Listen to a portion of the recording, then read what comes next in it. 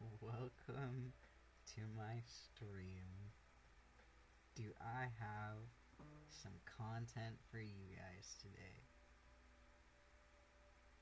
I am so excited for this. I don't think you have any idea.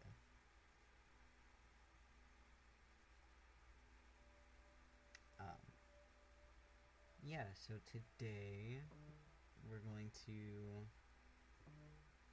be reading some of your best or worst fanfiction recommendations. Today I was just in a kick of watching some of my favorite YouTubers, and I saw some other videos where they were doing this. So maybe I will turn it into an actual video. Maybe I'll edit it. Maybe I'll just upload the VOD. Maybe I'll upload the VOD and do a video of some recommendations outside of this.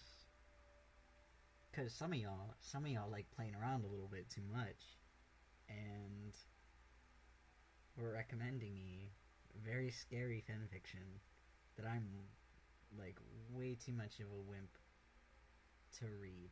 I'm a little afraid of some of the things people were recommending. But yeah, I posted on my story. If you don't follow me on Instagram, go follow me on Instagram. Posted on my story and had some really, really interesting recommendations. I have some questions for the people who left some of those recommendations. I'm a little afraid, but as you can see, right now I'm on my Spotify, but if you can see the tabs on my computer, I already have some pulled up. I have some interesting ones. Some sound really good, some are really bad. I've got a classic in there. So I'm gonna give people a couple more minutes to file in, and then we'll get started with the fanfiction.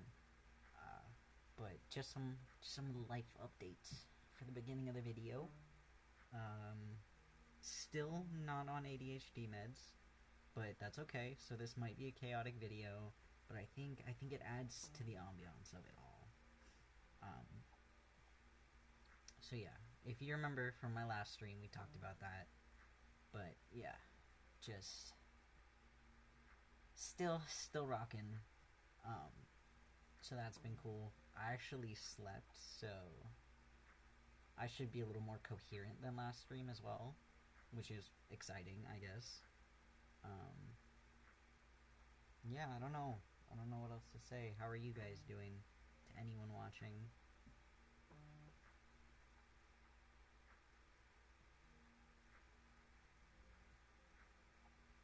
I hope you're doing well. But yeah.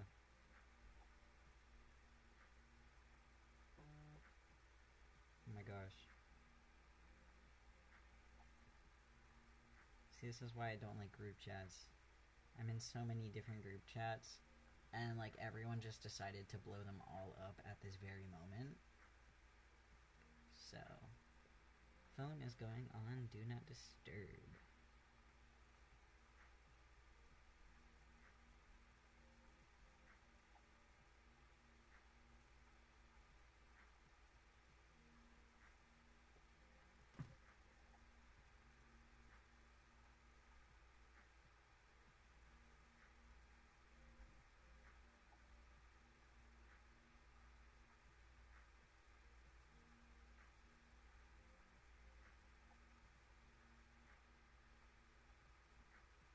I'm seeing if anyone in this group chat wants to hop on instead of blowing it up. So we'll see how successful that is.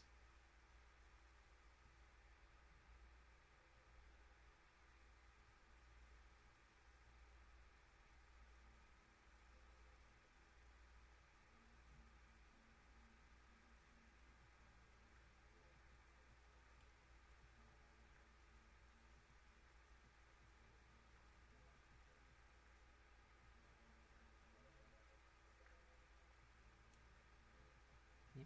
Alright. I guess we'll get started.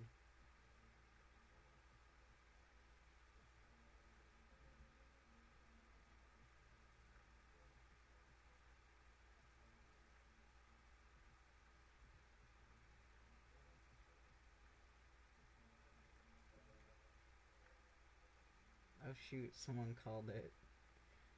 Okay, I guess we'll start. We will start with Hogwarts School of Prayer and Miracles. Because someone called the first one that I'm going to be reading.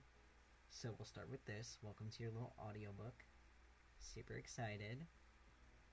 Yeah. This is your little audiobook. I'm gonna do dramatic readings of it. I also hate reading in front of people, so this is gonna be a test of my absolute willpower. Yeah, that's all I got. That is all I have for you. If you can't tell, I'm trying to stall so hard right now. Okay. I guess I have to accept. Okay. So, this is on fanfiction.net. If that tells you anything. I don't know if we have any bias against people who use fanfiction.net, but yeah. So, Hogwarts School of Prayer and Miracles by Proud Housewife. And honestly, okay, just again, more stalling, but also some things I've had on my mind about this fanfiction is I can't tell if this was satire or not. Part of me wants to think it was. However, there's part of me that really thinks it truly may not have been. But yeah, so let's get into it. So, do you want your little ones to read books, and they want to read the Harry Potter books, but you do not want them to turn into witches? Well, this story is for you. This story has all the adventures of JKR's, which, gross. Boo her, everyone put an L in chat for that. JKR's books, but will not lead your children astray. For concerned mommies everywhere, blessings, Grace Ann. Which Grace Ann is a name, first of all. Author's note. Hello friends, my name is Grace Ann. I'm new to this whole fanfiction thing, but recently I've encountered a problem that I believe is this is the solution to. My little ones have been asking to read the Harry Potter books, and of course I'm happy for them to be reading, but I don't want them turning into witches. So I thought, why not make some slight changes so these books are family friendly? And then I thought, why not share this with all the other mommies who are facing the same problem? So, ta-da! Here it is. I'm so excited to share this with all of you. So without further ado, I actually need to stop. I'm gonna delete my entire Twitch account, I think. Alright. Once upon a time, there was a little boy named Harry Potter who lived under the stairs in a house on Privet Drive with his aunt and uncle. He was a good, obedient boy who did all his chores, but he felt that there was something missing in his life, something big and special, but he could not quite name it. He stayed up every night and wished for this special something. But then one day, there was a knock at the door, and everything changed. Answer the door, Harry. Wait, I gotta give her, like a 50-year-old smoker voice, but I can't. I'm very bad at mimicking voices. His Aunt Petunia, a career woman, barked from her armchair where she sat with her feet up. OMG, hey! Welcome to my dramatic reading of Hogwarts School of Prayer and Miracles. How are you?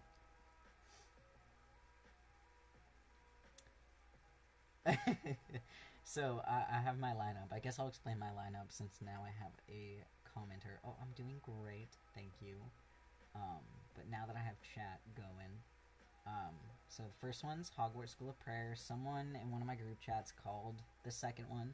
Second one, we're going to be reading My Immortal, a classic. We might not get through it all. Maybe I'll save, I'll do, a few chapters, and then we'll read the rest of it at a different time. I'm debating this one, but this was one that the internet told me to do. It's a My Little Pony fanfiction, which I'm really afraid. They've said it's very disturbing. Then I have two that one of my good friends recommended to me, which are Fanfics. Um, yeah. I've never read any of these except for My Immortal, and like I've listened to someone read part of this one, but the rest never read. So yeah. So let's get back. Where was I? All right. Answer the door, Harry. His Aunt Petunia, a career woman, barked from her armchair where she sat with her feet up.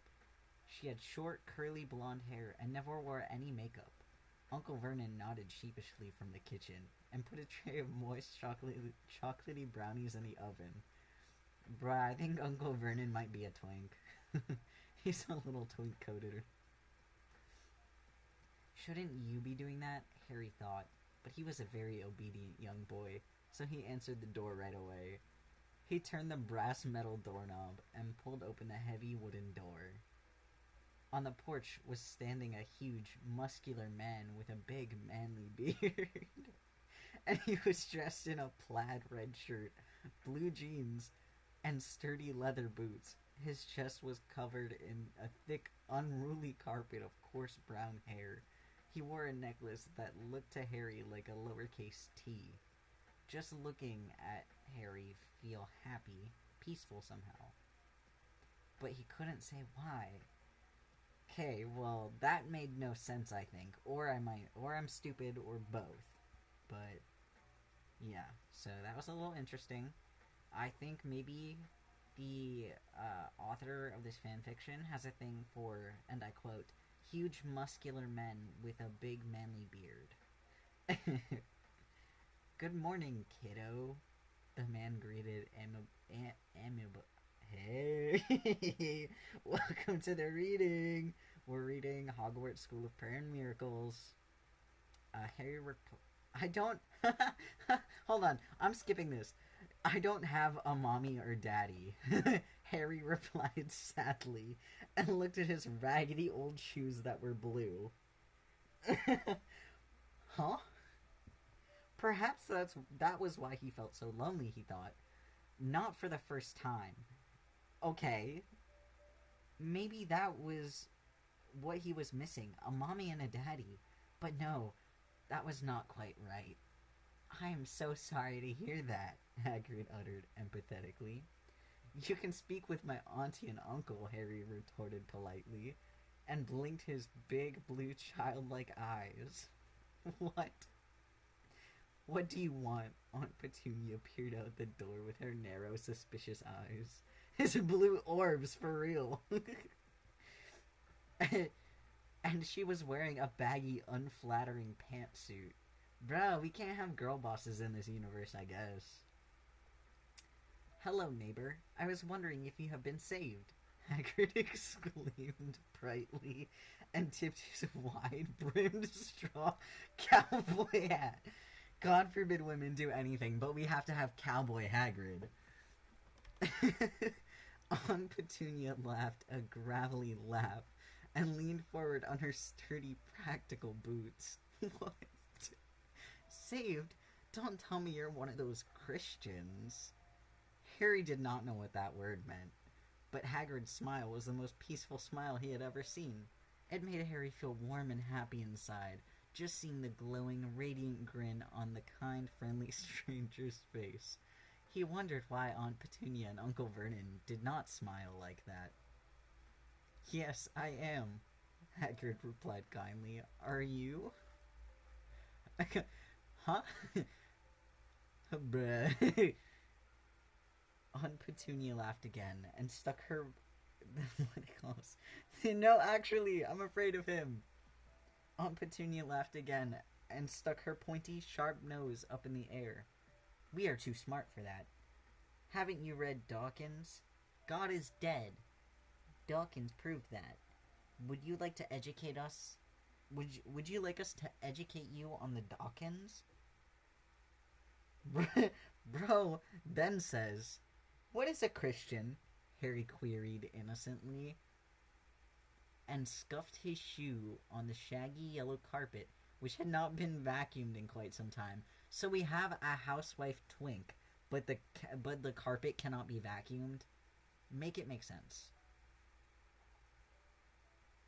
Christians are people who want to be good, Hagrid explained wisely, and crouched down so he was on eye level with Harry.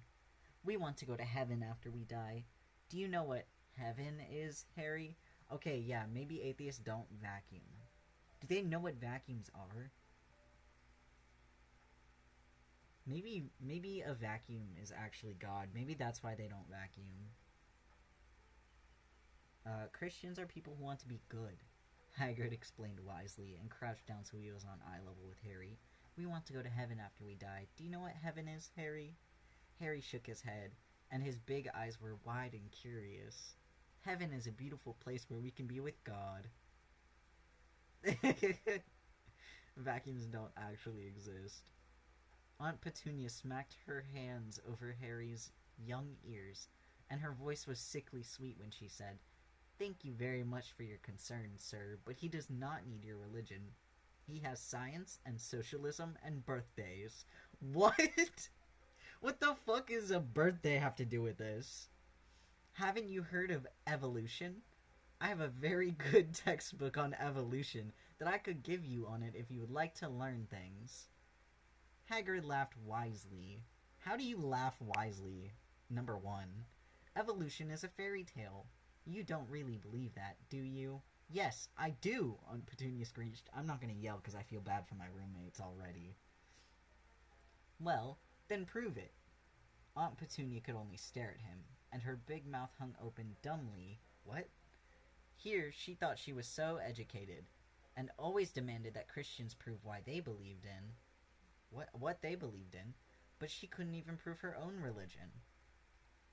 Is science a religion? Have we discovered a new religion, chat? Hold on, where was I? Yes. It was then that Harry knew who the smart one here was. Tell me how to get to this heaven place, Harry cried wistfully, clasping his hands together. Sometimes the wisdom of little ones is really amazing. We think we grown-ups know it all, but then God speaks through the mouths of little ones, and shows us how we are all mortals struggling along the path of life. Humility. Bro's talking about Scientology here, I think. All you have to do is be saved. Do you want to be saved? I do, Harry squealed, jumping up and down. Then pray the sinner's prayer. I'm sorry, huh? Aunt Petunia tried to stop him, but she was powerless against Harry's pure, innocent, holy energy. Soon, Harry had said the prayer. How does he know what it was? Did this man, like, wiki the sinner's prayer or something?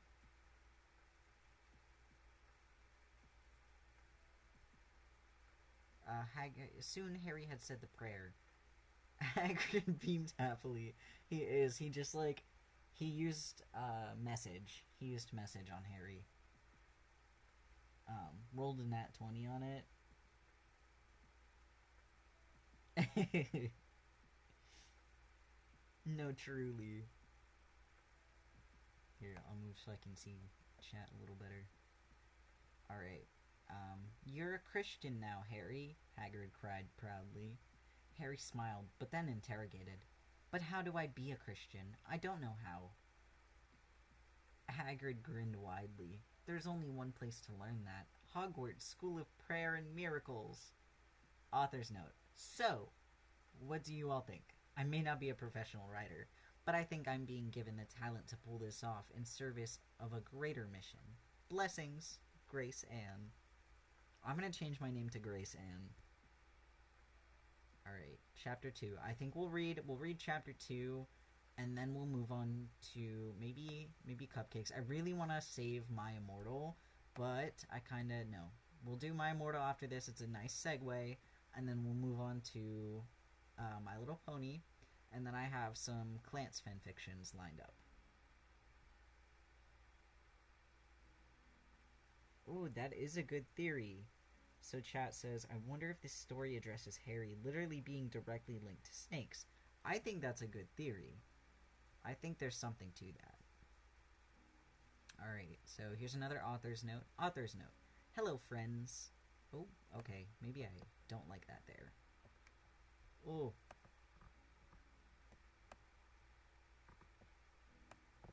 We're gonna try over here, see what that's like. Hello, friends. I've been getting so many lovely, thankful messages from mommies everywhere, and I just want to say thank you for all your encouragement. However, I have also been getting several messages saying that my story is bad because Harry Potter is not just about witches. It is also about friendship and kindness and bravery. Friends, this is exactly what I've been saying. Harry Potter has so many good things about it, but it still has witchcraft, so my children cannot read it. But that is why I am writing this, so they can have all the adventure and good morals of the Harry Potter books without all that bad stuff that's bogging it down. I mean, Matthew 3:12, am I right? Hold on. Hold on, chat. What's Matthew 3:12?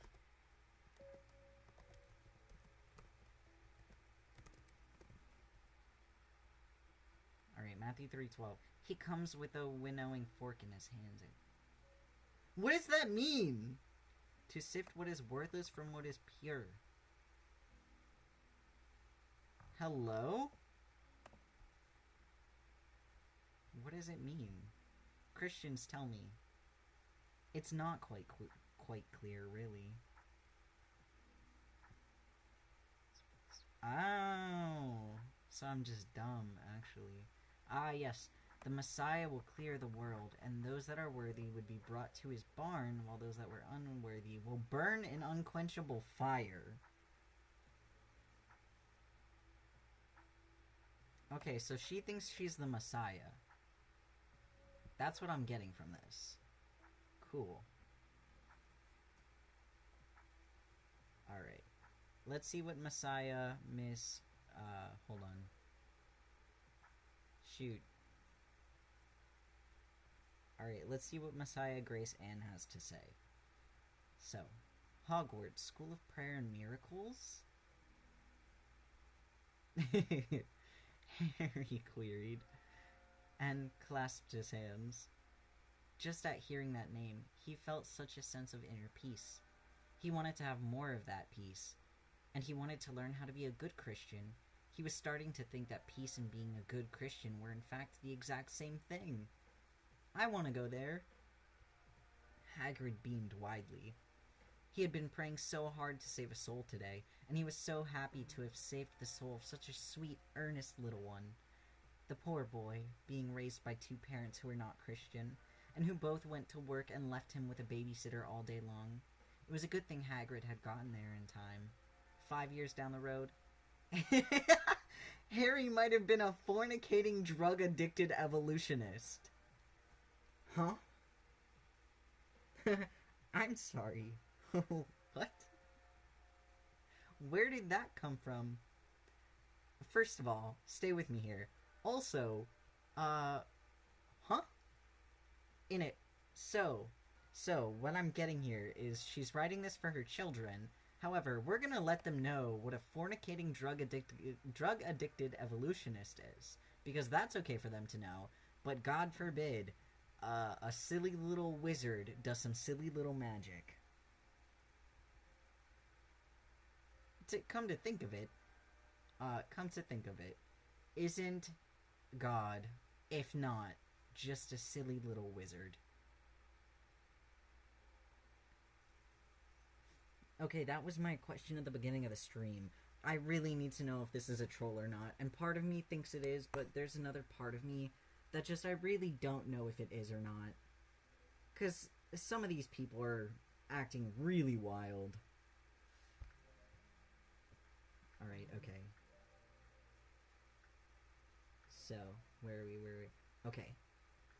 Don't be silly, Harry, Aunt Petunia commanded, and wrung her long, bony hands.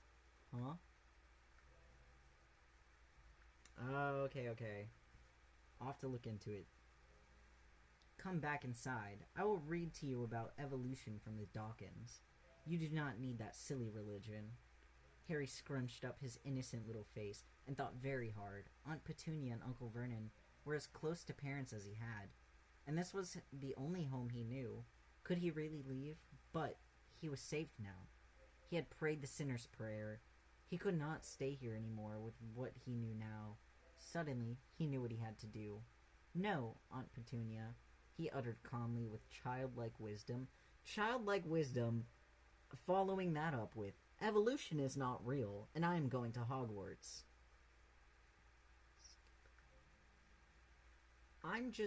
Where do the birthdays come in? No, Harry," Aunt Petunia screeched desperately. "I have an idea. You can have a second birthday today. You like birthdays, right?" "Birthdays are not of God," Harry verbalized knowingly. When did he learn this? Where did he learn this? He doesn't know what a Bible is. He's 7, I think. I don't know how old he is here. They didn't say. What? No, actually, how dare you celebrate yourself? You can only celebrate God. Okay. And looked at his aunt with an innocent wisdom. "You tried to corrupt me, but it did not work. But I forgive you, Aunt Petunia, because of Luke 23:34. Alright, we're looking that one up to Luke 23:24. Then the whole assembly rose and led him up. What? They began to accuse him, saying, "We have found this man." What? Provide opportunity, some additional. Okay, so he's talking about how Jesus got crucified. No, yeah. When did he ever get one birthday, let alone 2? Okay, so he thinks he forgives Aunt Petunia because Jesus died for their sins. That's what I'm getting from this line right here. Alright, Hagrid was amazed once again at the wisdom of little ones. He did not know if he could forgive someone who had hurt him as much as the woman had hurt little Harry. Deny him the truth? Who could be so cruel? But Harry did not even think twice about it. He forgave, just like that. Truly, Hagrid gained a new understanding of Matthew 19:14 that day.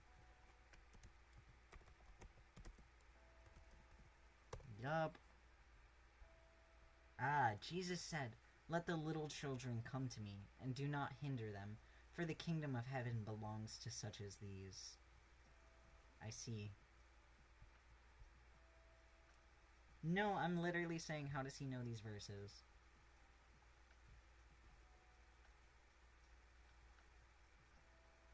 Alright. "Do not leave, Harry," Dudley wailed childishly. "I must," Harry said, and stepped over the threshold. "Goodbye, Dursleys. I hope you are saved too one day." And with that, he and Hagrid began to walk down Private Drive. "How will we get to this school, Hagrid?" Harry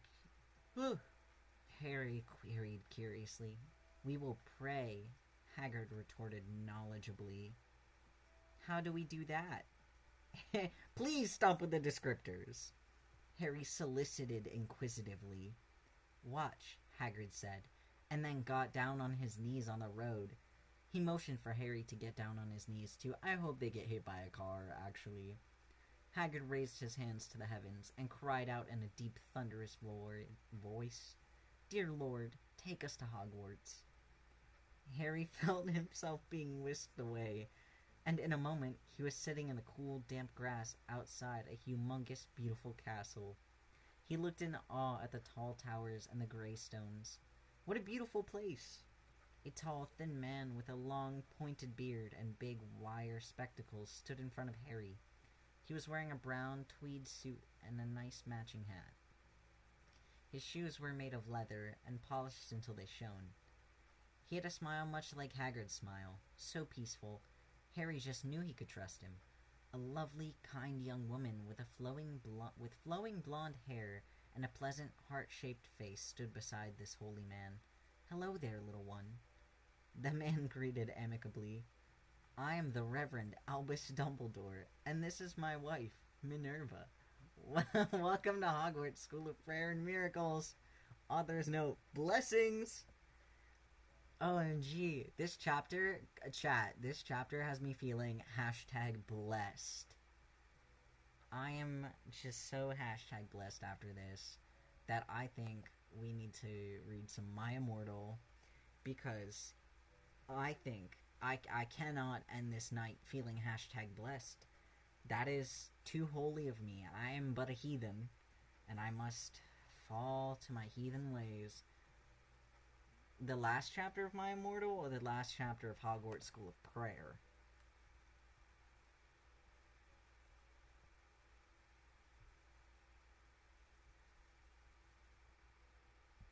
Okay. Alright. Last chapter. Hello, friends. Prior.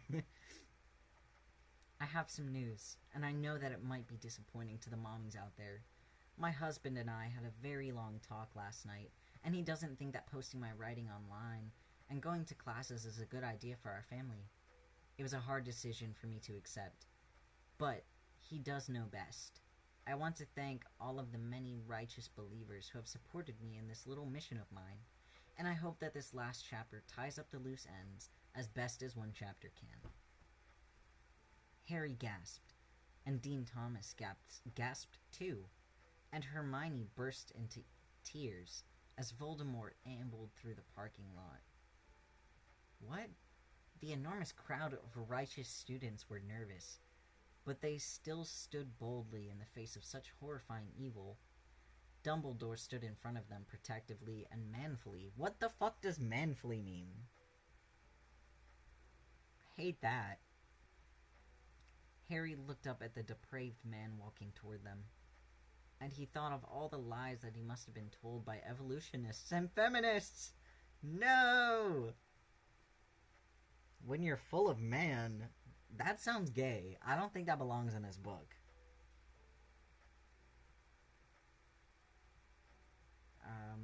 Alright. Where was it? Ah, yes. Harry looked at the depraved man walking toward them, and he thought of all the lies that must have been told by evolutionists and feminists all his life. How dare the feminists? And he thought of the empty, meaningless, depravedness that he... Oh my god. That he would have to distract him from that missing love in his life. And he thought of how one day he would die. Okay. And that there would be no happy heaven for him. Okay. Only the flames of hell. Harry wondered how anyone could be so stupid. Who would want hell more than heaven? It made Harry so angry. Voldemort stopped walking when he was in front of the Reverend Dumbledore. He arrogantly nodded and said, "Hey, my name's Tom Riddle, and I'm here to visit my cousin. Which way's the guys' dorm?" "Enough of your lies," Dumbledore exclaimed bravely. "We know who you are." Voldemort blinked stupidly, and then he uttered childishly, "I'm sorry, what?" Dumbledore smiled smartly. "You're pretending to be dumb, I see. Well, I'm not stupid. We all know about how much you hate Christians." I guess now I'm an anime character. "What? I don't hate Christians," Voldemort lied dishonestly.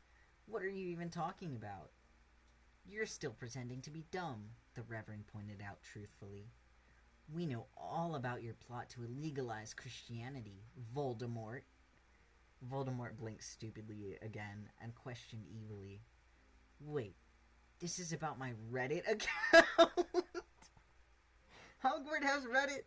Hogwarts has Reddit! This is not a drill. This is not a drill. Voldemort has Reddit. I want to know what his Reddit would look like. Because I thought Voldemort would be like a TERF or something. Apparently he's not. Apparently he's woke as fuck. Okay. So, Voldemort blinked stupidly again and questioned evilly. "Wait, this is about my Reddit account. Is that what you call your godless coven?" Okay, but Reddit is kind of a godless coven, though. Dumbledore got me there. "Well, yes, I have indeed seen your so-called Reddit account. And just try to deny your hatred of Christianity." What? And just try to deny your hatred of Christianity when you post things like this. Christians all sucks. Their religion is stupid and should be illegal. I will write to Congress and tell them to make law. Am I the asshole for trying to kill a newborn? Honestly, no. Nah, I don't think so, bro. We'll give you not the asshole badge.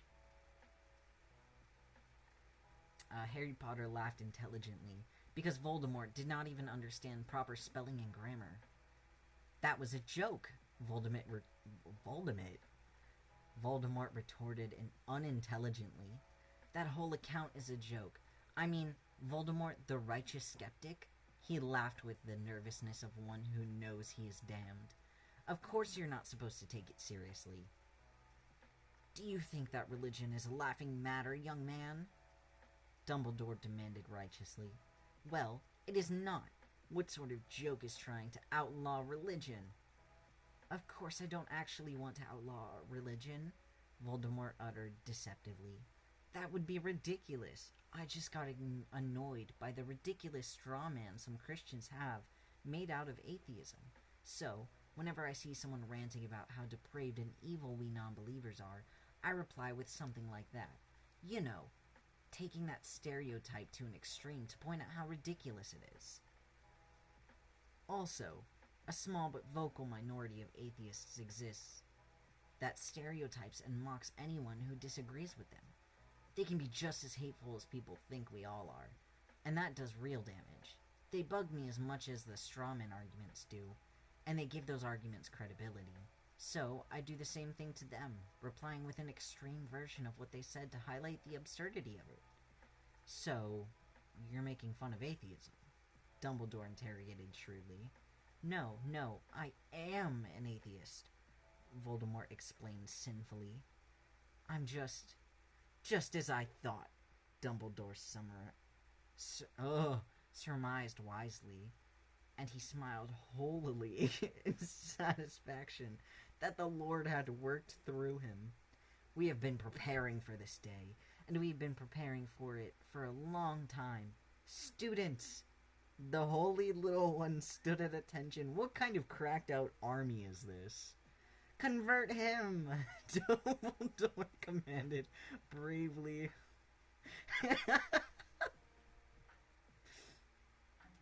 Oh my gosh. And all at once, the students began to shout, You've been tricked by the lies of society, Harry shrieked knowingly. You deserve to burn in hell. Come over here, Dean Thomas screeched articulately. Debate me on religion. I'm just so upset that you don't accept the Bible, Hermione sobbed femininely. The Bible is the best book ever. Why can't you just respect that? I'm a Gryffindor hat now. What? I'm a Gryffindor hat now, Draco yelled boldly with the inspiring zeal that so many newcomers to the faith have. Do you hate me now? I bet you do. Voldemort covered his ears with the discomfort that heathens often find themselves with when they are confronted with the truth, and he shouted loudly to drown out the word of the Lord. You've been preparing to do this? To scream at me? It is the work of the Lord, Dumbledore explained accurately.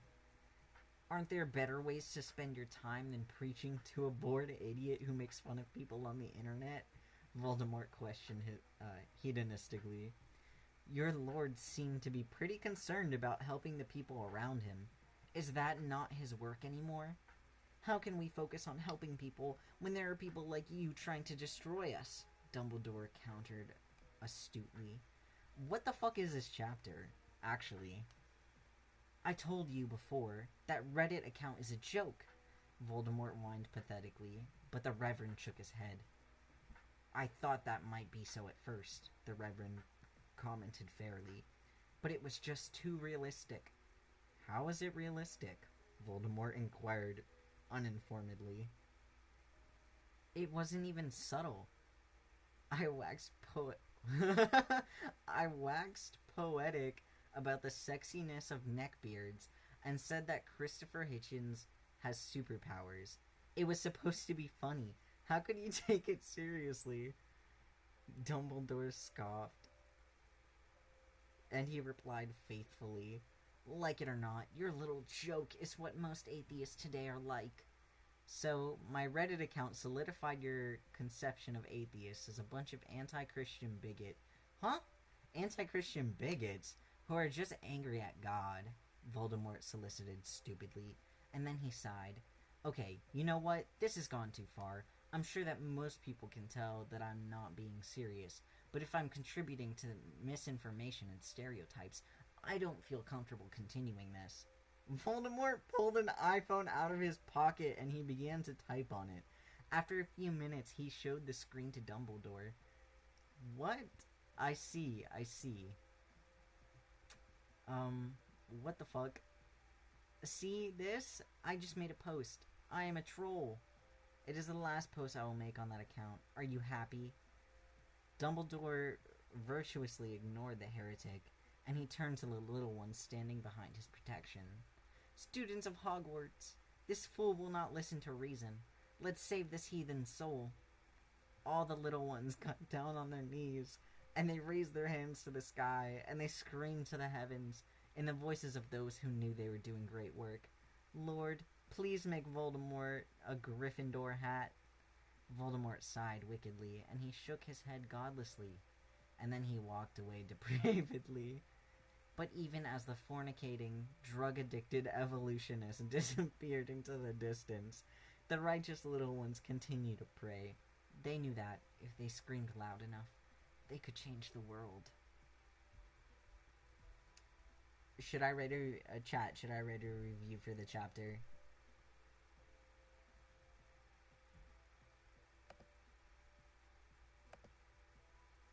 Okay.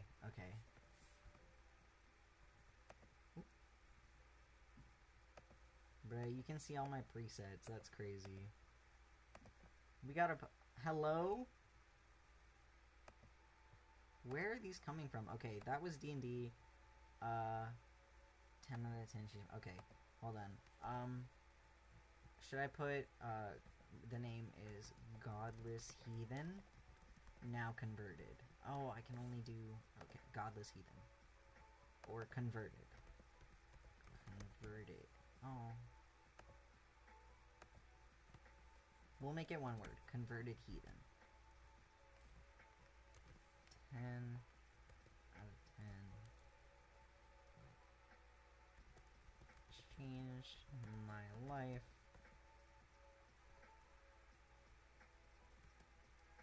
No, exactly.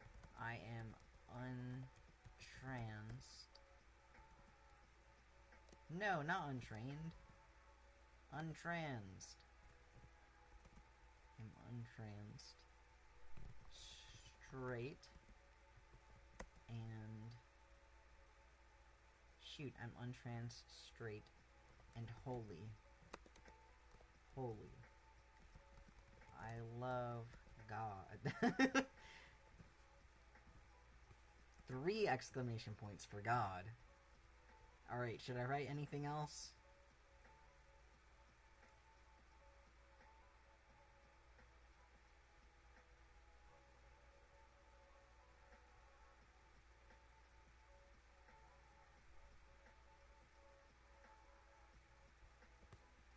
Maybe I'll put a little heart. Alright, post review. Yes, it's been posted! Alright, well, that was Hogwarts School of Prayer. We're gonna say goodbye to that one. And next, we're gonna go into My Immortal. So this is just a repost of My Immortal, but I made sure and it has all of the author's notes. So I will also be reading the author's notes. So this is chapters 1 and 2. I love the excitement for this one. No, literally they are the best part. Okay, chapter 1, author's note. Special fangs, get it? 'Cause I'm gothic? To my GF, ew, not in that way. Raven, Bloody Tear 666, for helping me with the story and spelling. You rock. Justin, you're the love of my depressing life. You rock too. MCR rocks. Hi, my name is Ebony Darkness Dementia Ravenway, and I have long ebony black hair. That's how I got my name, with purple streaks and red tips that reaches my mid-back and icy blue eyes like limpid tears. And a lot of people tell me I look like Amy Lee. Author's note, if you don't know who she is, get the hell out of here. I'm not related to Gerard Way, but I wish I was, because he's a major fucking hottie. I'm a vampire, but my teeth are straight and white. I have pale white skin. I'm also a witch, and I go to a magic school called Hogwarts in England, where I'm in the 7th year. I'm 17. I'm a goth, in case you couldn't tell, and I wear mostly black. I love Hot Topic, and I buy all my clothes from there. For example, today I was wearing a black corset with matching lace around it, and a black leather miniskirt, pink fishnets, and black combat boots. I was wearing black lipstick, white foundation, black eyeliner, and red eyeshadow. I was walking outside Hogwarts. It was snowing and raining, so there was no sun, which I was very happy about. A lot of preps stared at me. I put up my middle finger at them. "Hey, Ebony," shouted a voice. I looked up. It was Draco Malfoy. "What's up, Draco?" I asked. "Nothing," he said shyly. But then, I heard my friends call me, and I had to go away. Author's note. Is it good? Please, tell me Fangs. Chapter 2. Author's note. Thanks to Bloody Tears 666 for helping me with the chapter. BTW. Prep, stop flaming my story, okay? The next day, I woke up in my bedroom. It was snowing and raining again. How? First of all, I opened the door of my coffin and drank some blood from a bottle I had. My coffin was black ebony, and inside it was hot pink velvet with black lace on the ends.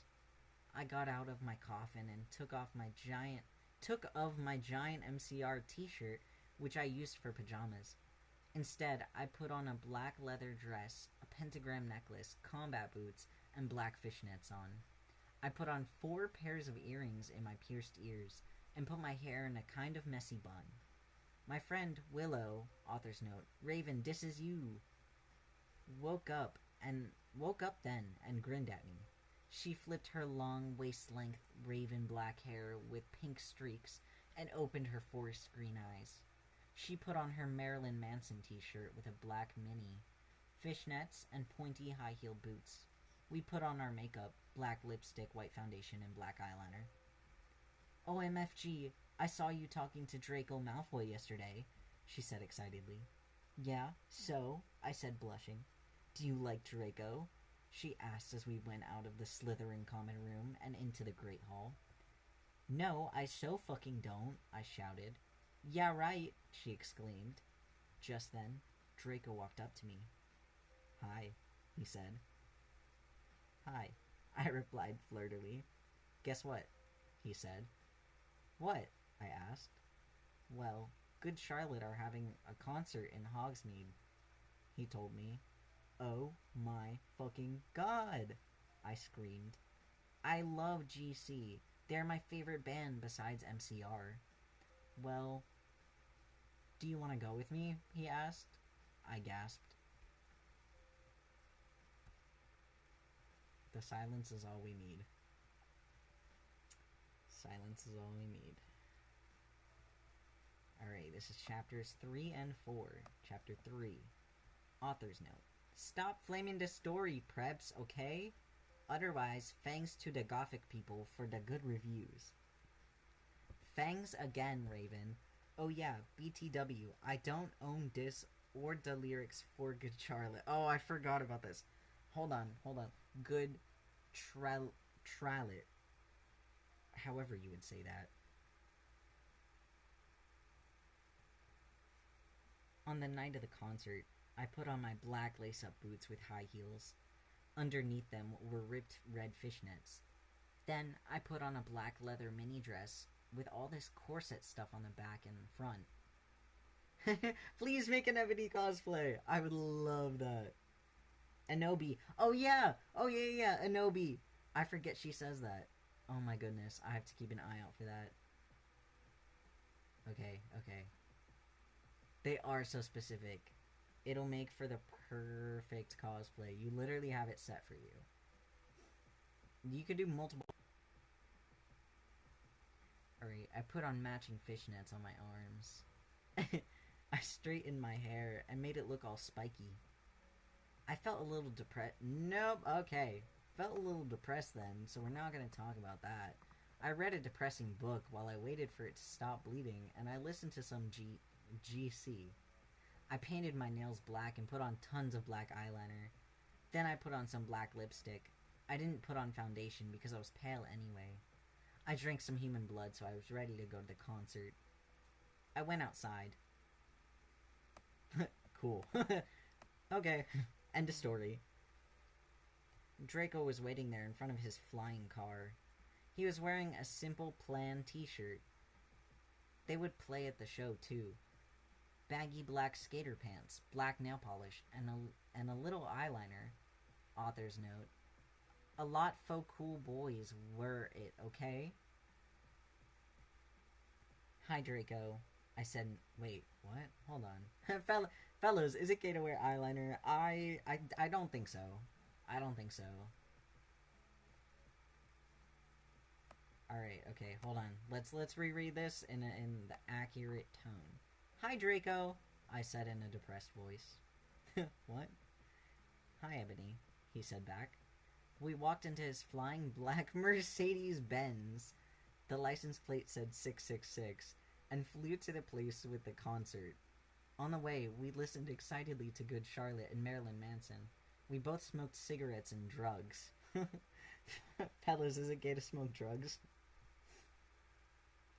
When we got there, we both hopped out of the car. We went to the mosh pit at the front of the stage and jumped up and down as we listened to Good Charlotte.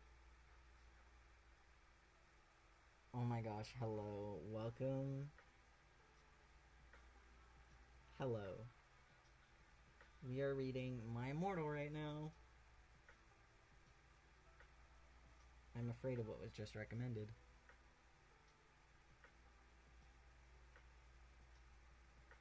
We're gonna pause this. I gotta figure out what was just recommended to me. Just have to get into chapter 2. Oh boy. Okay. Alright.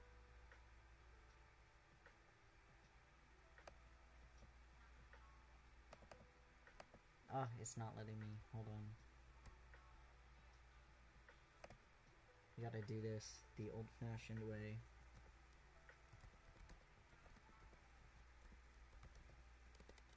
What am I doing? No, it's done it.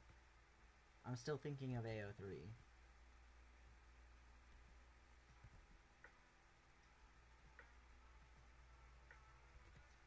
We will return to Anobi Darkness Dementia Ravenway very soon.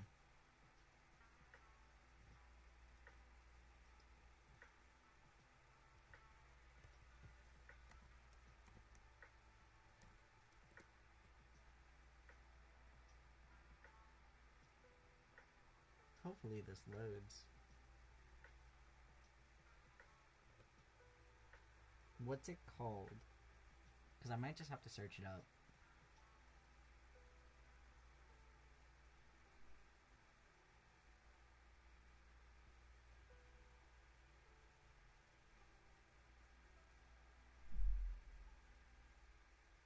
Oh yeah, also, while it's loading, while we're figuring this out,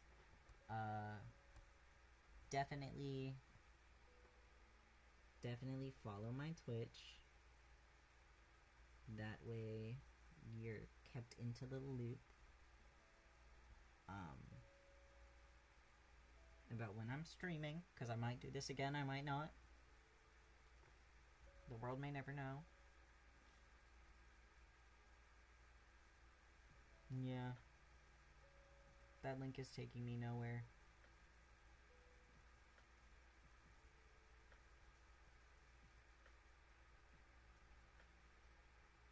That's okay. We'll keep reading My Immortal.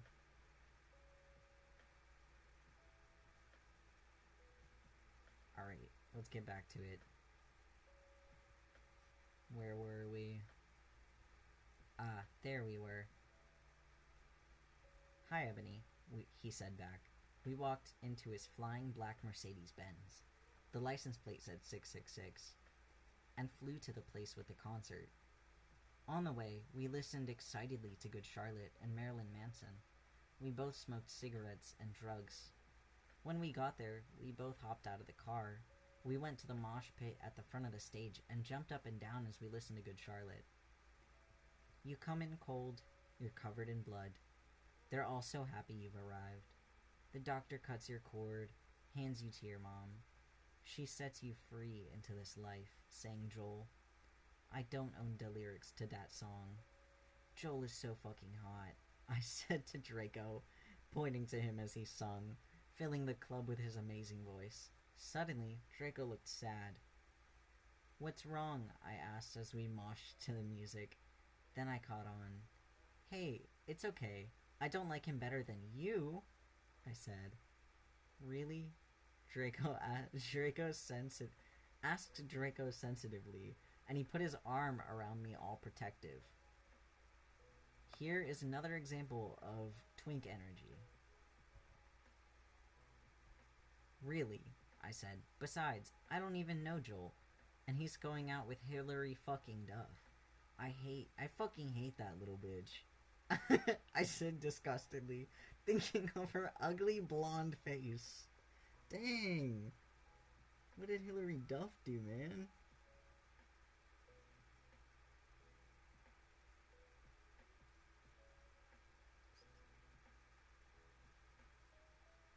Huh.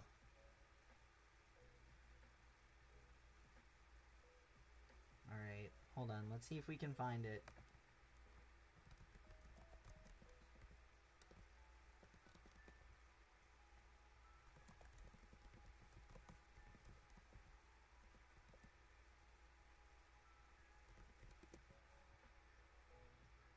Oh, I found it. Oh, jeez. Okay, hold on. Let's see. Stephanie Simpson is 13 years old, the oldest in her family. Bart's the troublemaker, Lisa's the talented one, Maggie's the baby. But what is Stephanie, being the oldest? Is that all she'll ever be? Review, please. I love getting feedback. Cover art by Sideshow Cellophane 26. Okay.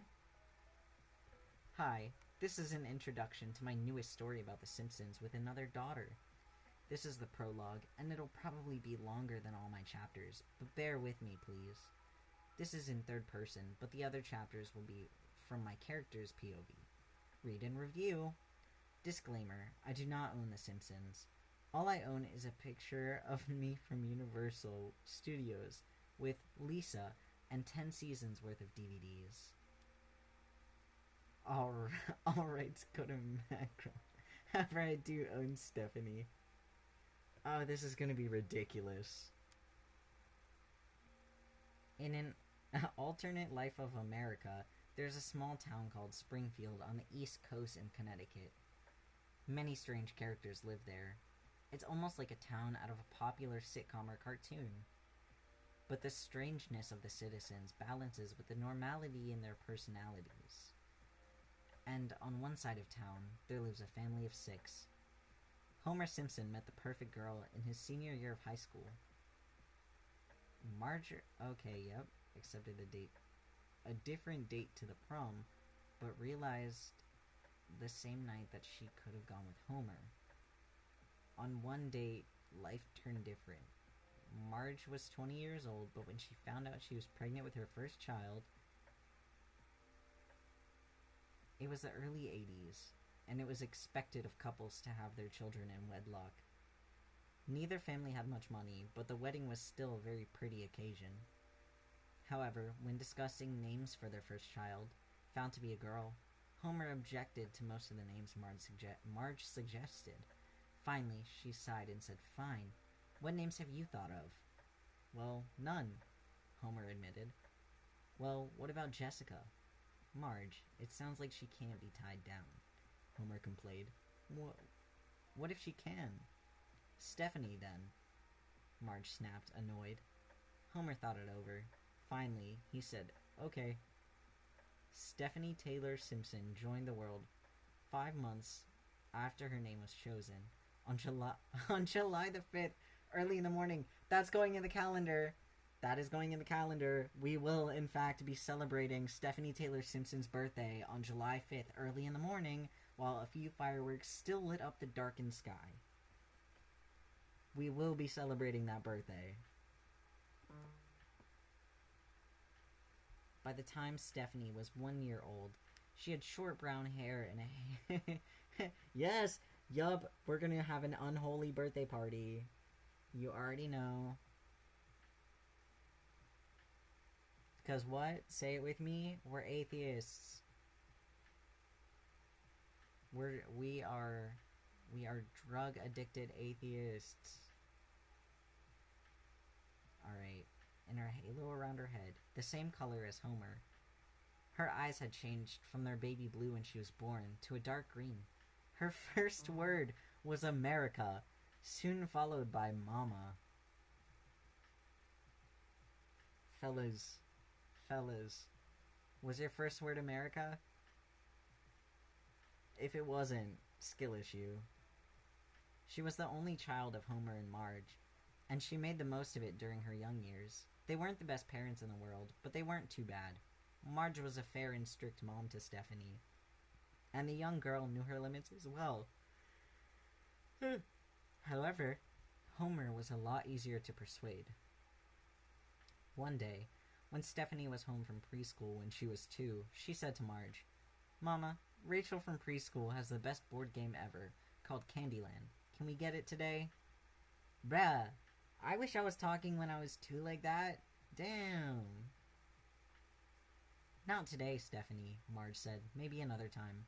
"But Mom," Stephanie whined. "Maybe another time," Marge said firmly. However, Stephanie had a backup. She found Homer watching TV.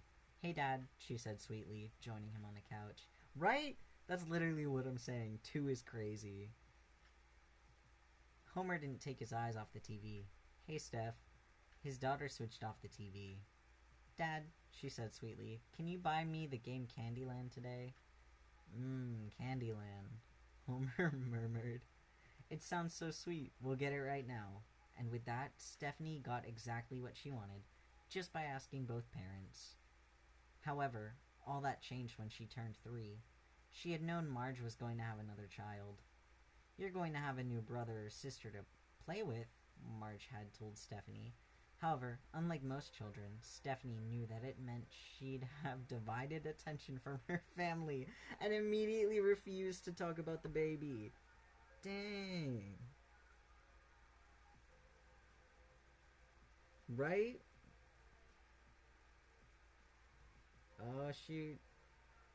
Oh, man. Another birthday that we have to celebrate. The parents went through the process of naming after they found out the child would be a boy. Marge thought of plenty of names, but it was only when she suggested Bart when Homer decided there was nothing wrong with that name. On December 19th at 8 p.m., Bartholomew J. Simpson joined the family. Homer called him Daddy's little he-angel before the 20-minute-old Bart somehow got hold of a lighter. What? And set Homer's tie on fire, making the young Stephanie giggle, and her feelings about her baby brother were straight away happier. Oh my god. Yes, he-angel. Bruh, so much better. Hold on. I'll make that meme later. I will make that meme later. I don't know how to digest that entire... That's not even a paragraph. That's just 2 sentences.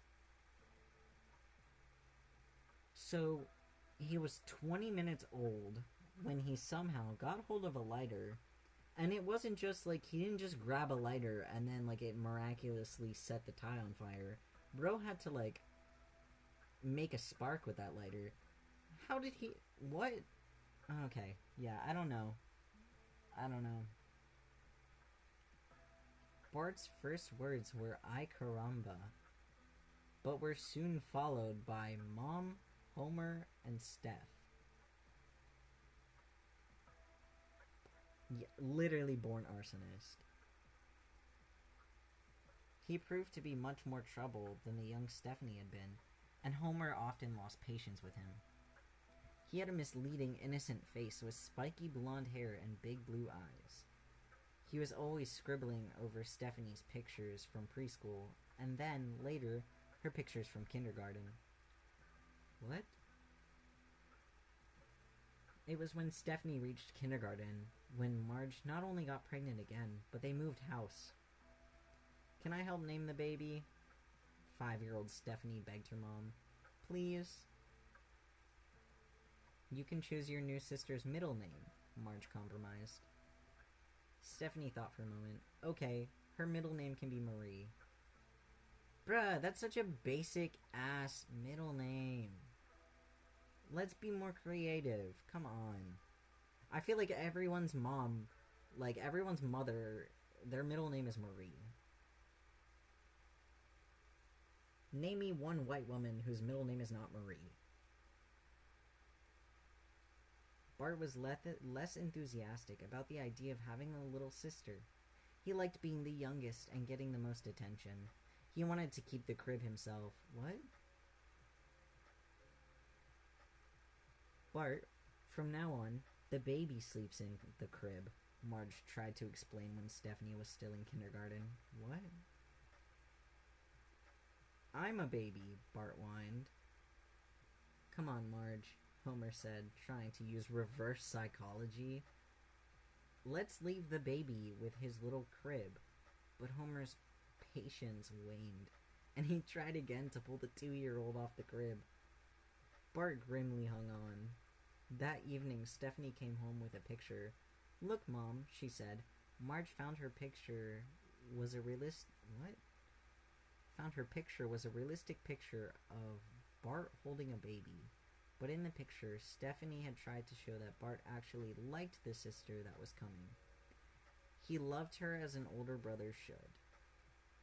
"Oh, Stephanie, it's lovely," Marge said, her eyes misting over as she gave her daughter a hug. However, finding a house was harder than it seemed. "Okay, hold on. What?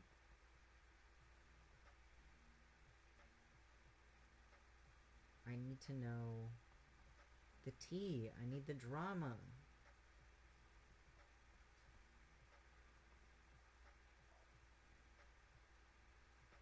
Oh, hate that. Hate that.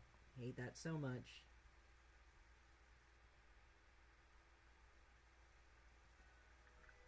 Bruh, Bart is me for real. Bart didn't sugarcoat his reaction. "I hate you," he told Lisa flatly. He's so real for that.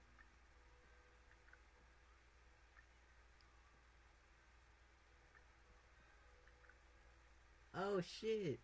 However, Bart packed up a hobo stick and told Lisa, "I liked it when it was me, Mom, Homer, and Steph. You wrecked everything. I'm leaving. Goodbye."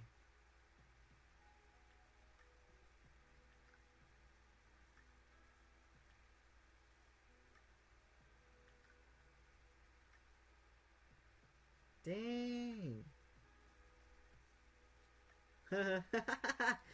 Lisa's saying Homer too.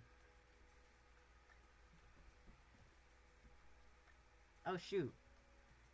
No, literally. He's actually 2 years old and bro is already he's got like a 401k. He's ready to leave. Alright, now Stephanie is in 6th grade. Bart is in 3rd grade. Lisa is in 1st grade. Oh shit. Stephanie had recently turned goth and had dyed her brown hair black. She wore neck gloves and a dynamite... What?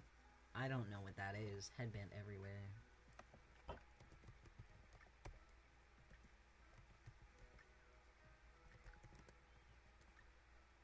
Oh, interesting. What was it? In black clothes. She was an average student, getting C's and B's mostly. Bart had turned out to be even more of a troublemaker as the middle child. Lisa, though the youngest, was very talented in most subjects, getting straight A's in every subject. When she was 3, Homer had encouraged her talent by getting her a saxophone, and Lisa was now very gifted in music and adored jazz music especially. Okay, Homer found a job. Marge was pregnant again. Another girl.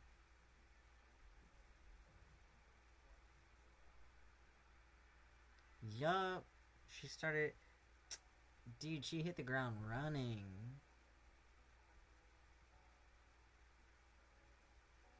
That's weird. So unfair, Stephanie complained. Marge had just told her that the new baby would have to have her own room. Lisa would have to share a room with Stephanie. I can't have a little sister sharing with me, Stephanie whined in a little girl way. There isn't enough room. Stephanie, just deal with it, Marge said firmly. I don't like it any more than anyone else does, but you'll have to deal with it, as will Lisa. Why can't she share with Bart? Because you can't put a 7-year-old girl and a 9-year-old boy in the same room. I'm sorry. Huh? Aren't they siblings?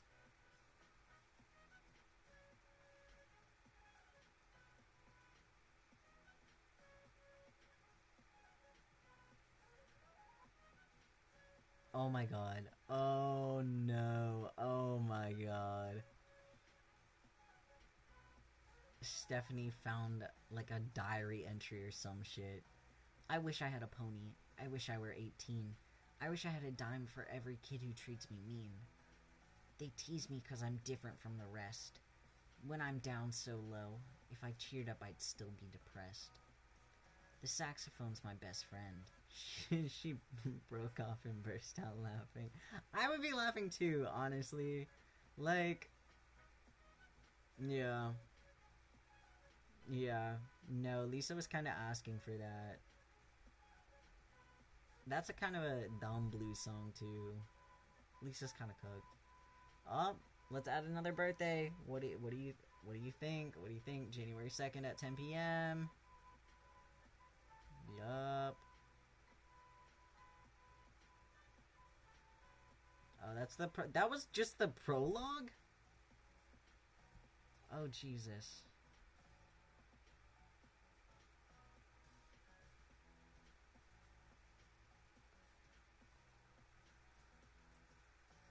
Oh, hold on. How long is this chapter? Jeez. Okay, we'll read this chapter. We'll read this chapter, and if it's okay, we'll read the second chapter. Hi, I'm Stephanie Simpson. I'm 13. My family is nuts. Okay, let me start by telling you my deal. I'm into goth. I dyed my hair black, and I wear neck gloves and a diamante headband. All my clothes are black. Let me see. My favorite subject is art. It's the only thing in school I get A's for, unlike my sister Lisa, who's a total teacher's pet and gets straight A's in her report and freaked when she got a B+ in conduct on her last report. But I get mostly C's. We are 2 for 3! We're literally 2 for 3 on goth main characters. Let's keep it going, boys. I have a feeling we might be 3 for 4 in cupcakes. I don't know though, cause it's supposed to be like a dark version of MLP. All right, where was I? But I get C's. Unlike my brother Bart, who gets F's when he doesn't try and D's when he tries just enough to pass. He doesn't aim any higher. Oh, where was I? He doesn't aim any higher. See, like I said, my family is nuts. My sister is a teacher's pet, and my brother doesn't try in school. Anyway, back to me for now. When I'm not doing my homework or art, I'm either listening to music or going on the internet. I'm just glad Mom and Dad finally decided to move with the times and got a computer. But still, I'm saving up for an iPad. I already got a cell phone last Christmas.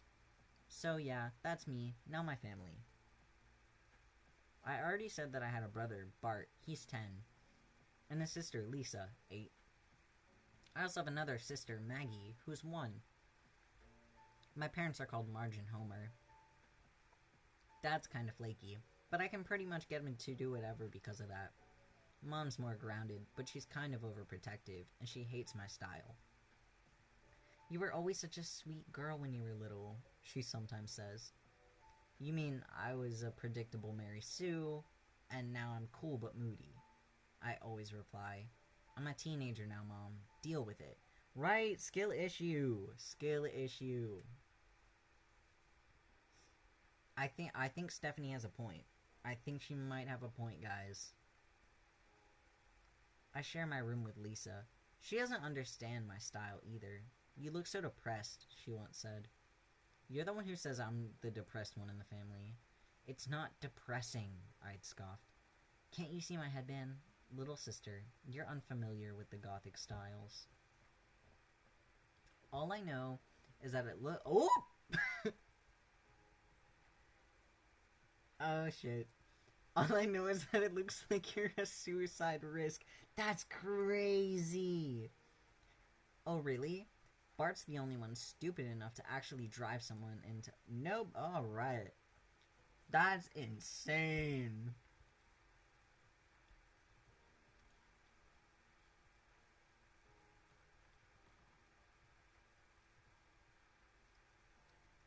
Okay.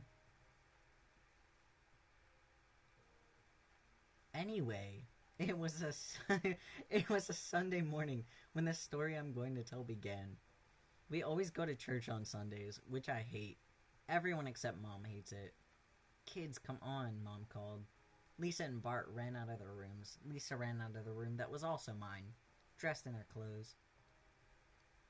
Bart was in blue, with his blonde hair neatly parted. Lisa was in her pink dress and hat. Me? I didn't bother to come out, and I hadn't bothered to get dressed either. I was only up because Lisa had pulled the covers off me. Stephanie, Mom called. I could hear Dad complaining as well. I didn't answer Mom or Brother to leave my room. Stephanie, out here right now. I could tell Mom was getting annoyed, so I answered, I'm not going. I'm not Christian. In fact, I'm going to convert to Judaism or something. I think she missed the point. She is gonna turn into a drug-addicted evolutionist. I can already see it. We're almost there. Maybe this is the origin story of Anobi. This is how we got Ebony, Darkness, Dementia, Ravenway.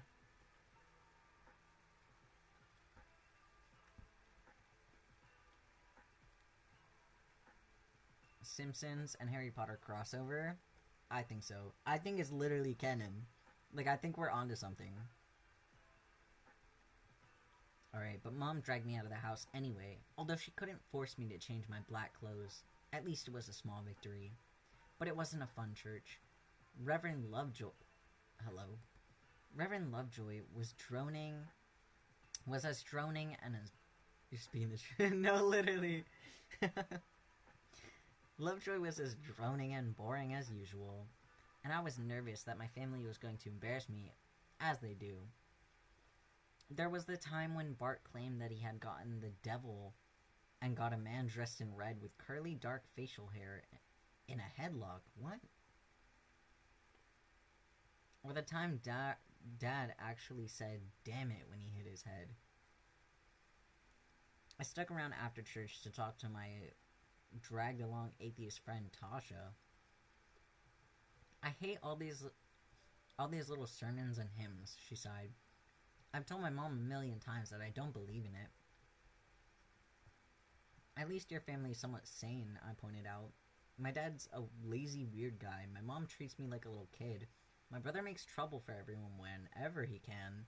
And my sister is a depressed teacher's pet. I have no hope that Maggie will grow up normal. Damn, she read the whole family. She ate that up, though.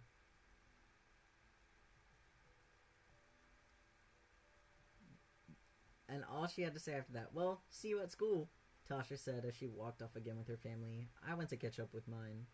It was only later that afternoon when I heard Dad screaming, "Oh my god, someone's trying to kill me!" The whole family ran into the hall. Then Dad said, calmer, "Oh wait, it's for Bart." He was holding a letter that read, "Die, Bart, die." It was written in blood. What the fuck?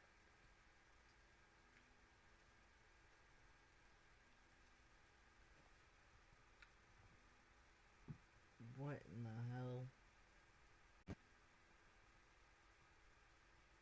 Okay. No, literally, it is! I think so. Last year, Bart's hero, Krusty the Clown, explaining who Krusty was convicted of armed robbery. They're figuring out that Krusty was framed, getting revenge. Hated Bart for working it out. There was another time at the beginning of the year when he got out of jail. He had been seeing my Aunt Selma. Okay. Cool. Bart had never trusted him to have reformed in the start. Actually gone on my way to talk to him. Okay, So Stephanie likes Krusty, but Bart doesn't like Krusty anymore. I think that's what I'm getting out of this. But back to here and now. I didn't work out who was writing the letters yet. It was only later that we found out that Bob was writing the letters and fully intended to kill Bart. What the fuck?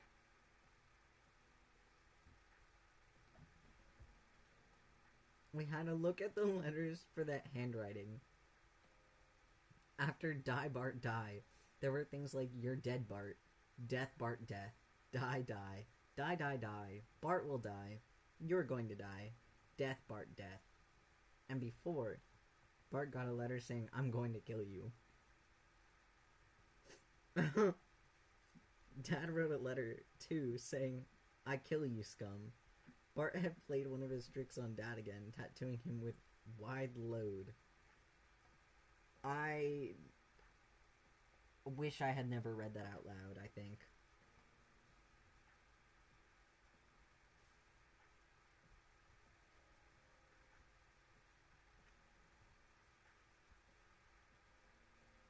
Okay, so there was a final letter. There was a final letter that said, "See you soon, Bart." And they met him at a movie theater now. He was in front of them, smoking and laughing. Oh, she's mad. It was a family film.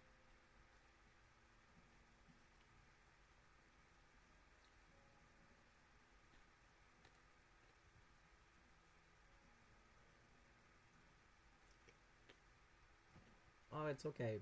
It's okay. Because you can watch the VOD here or on my YouTube channel, which is in my description on Twitch. Definitely follow me on Twitch. Subscribe to my YouTube channel. Follow me on Insta, all that stuff. I will see you. Have fun. Yeah, I will be posting the VOD.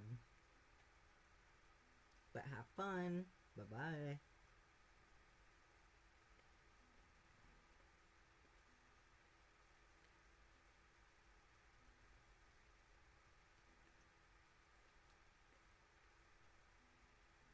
Okay.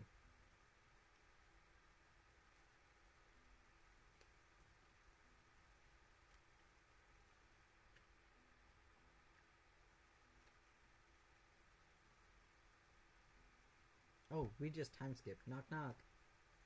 Bundle of laughs tonight.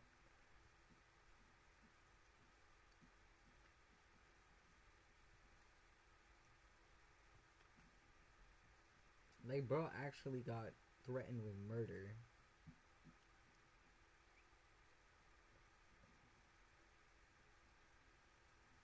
Oh shit.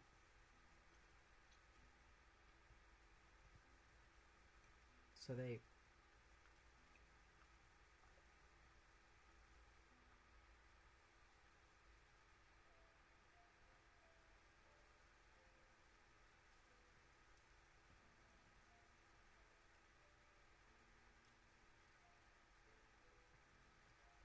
What?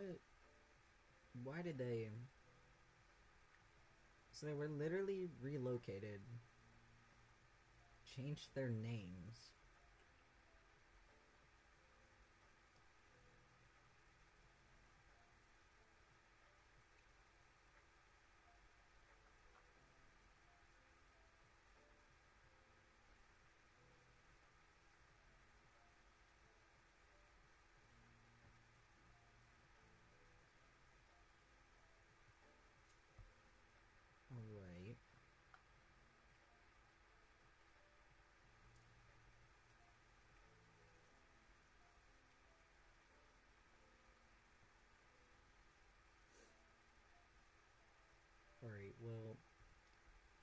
this is where the readings are gonna end right now.